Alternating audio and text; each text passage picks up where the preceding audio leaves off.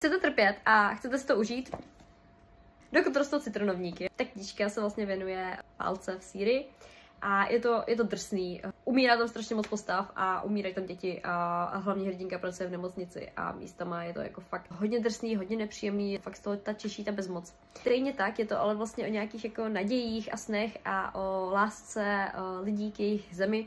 A co mi se teda ještě hodně líbí je to, že ta knížka dost jako nabourává ty stereotypy, kterými máme, protože vlastně v rámci vzpomínek na tu dobu před revolucí sledujeme hlavní hrdinky a vidíme, že sice nosí hijab, ale jinak jsou to úplně normální holky. Mají podobné starosti, řeší vysokou, řeší kamarády, řeší make-up, prostě normální věci. Zároveň teda, abych byla úplně objektivní, tak mi přijde fér říct, že ta knížka jako není dokonalá. Mně je strašně blbý to říct, ale některé ty události prostě v určitou chvíli začaly být docela jako repetitivní a to čtení nebylo vždycky tak záživný, jak bych si třeba jako ideálně přála.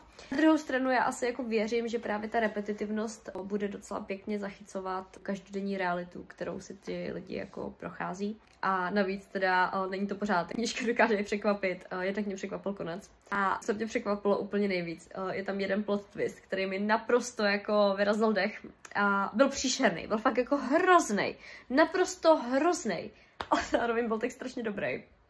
Pokud máte rádi třeba knížky Ruty Sepetys, tak myslím, že citronovníky se vám budou moc líbit a pokud jste ještě Rutu Sepetys nečetli, nebo vás to nějak jako míjí, tak i tak si myslím, že citronovníky jako stojí za pozornost, protože je to vážně dobrý a hlavně velmi jako důležitý čtení. Já na závěr ještě posílám díky do Albatros Media, že mi zaslali reading copy v rámci spolupráce.